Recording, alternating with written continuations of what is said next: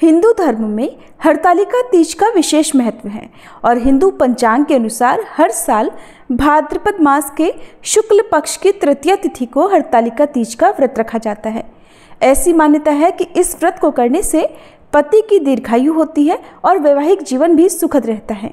हरतालिका तीज के व्रत में भगवान शिव और माता पार्वती की विधिवत पूजा अर्चना की जाती है। ये व्रत सबसे कठिन व्रतों में से एक है क्योंकि इस व्रत में अन्न और जल ग्रहण नहीं किया जाता। इस बार भाद्रपद मास के शुक्ल पक्ष की तृतीया तिथि प्रारंभ हो रही है 25 अगस्त सोमवार को दोपहर 12:35 से और तृतीया तिथि समाप्त हो रही है 26 अगस्त मंगलवार को दोपहर 1:54 पर। ऐसे में इस बार उदया तिथि के अनुसार 26 अगस्त दिन मंगलवार को हरतालिका तीज का व्रत रहेगा और इस दिन बहुत ही शुभ योग भी बन रहे हैं। 26 अगस्त मंगलवार को सूर्योदय का समय होगा सुबह 6:11, सूर्यास्त शाम 6:46 पर, ब्रह्म मुहूर्त सुबह 4:35 से 5:23 तक और इस दिन हस्त नक्षत्र पूरा दिन रहने वाला है। इसके अलावा साध्य योग दोपहर 12:09 तक रहेगा, बाद में शुभ योग प्रारंभ हो जाएगा।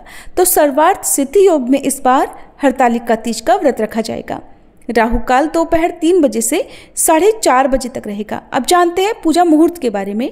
तो इस दिन प्रातःकाल पूजा मुहूर्त रहेगा सुबह 5:56 से लेकर 8:31 तक, क्योंकि इस व्रत में शाम को प्रदोष काल के समय भी पूजा की जाती है। तो प्रदोष काल शाम 6:01 से 7:31 तक रहेगा। हरतालिका तीज के व्रत में रात्रि जागरण करके 4 पहर की पूजा का भी विधान है, जिसमें प्रथम पहर पूजा शाम 6 बजे से लेकर 9 बजे तक की जाएगी। पूजा का दूसरा पहर रहेगा रात 9 बजे से मध्य रात्रि 12 बजे तक।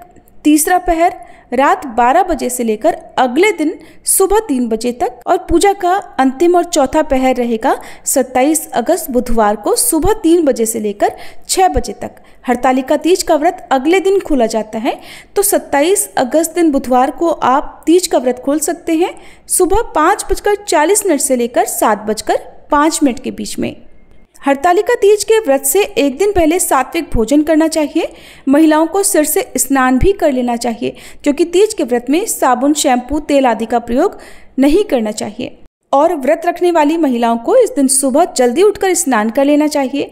इसके बाद साफ वस्त्र धारण करके साफ मिट्टी से बालू और रेत मिलाकर भगवान शिव, देवी पार्वती और गणेश जी की प्रतिमा बनाएं। अब इन्हें चौकी पर वस्त्र बिछाकर स्थापित करें। इसके बाद सबसे पहले भगवान गणेश जी को तिलक लगाएं, उन्हें दूर्वा अर्पित करें, पुष्प अर्पित करें। अब विधि विधान से गणेश भगवान के मंत्रों का जाप करके पूजा का शुभारंभ करें। फिर भगवान शिव की पूजा करके उन्हें चंदन का तिलक लगाएं, बेलपत्र, धूप, दीप आदि अर्पित करें। इसके बाद माता पार्वती जी की पूजा करें, माता पार्वती को श्रृंगार की सामग्री अर्पित करें, साथ ही फल, मिठाई आदि और दक्षिणा आदि अर्पित करें और हरतालिका तीज की कथा का पाठ अवश्य करें। आज के दिन माता पार्वती की पूजा करके आप पार्वती चालीसा का पाठ और सबसे अंत में सभी देवी देवताओं की आरती उतारें। सबसे अंत में क्षमा याचना करें और तीज का व्रत प्रारंभ करें। पूरा दिन कम से कम बोलें, व्रत के नियमों का पालन करें, कोई ऐसा काम न करें जिससे व्रत खंडित हो जाए। जो भी महिलाएं किसी कारण से इस बार निर्जला व्रत रखने में सक्षम नहीं है, वे थोड़ी थोड़ी मात्रा में फल, जल या दूध का सेवन करके इस व्रत को रख सकती हैं। ये थी आज की वीडियो। उम्मीद है आपको पसंद आई होगी।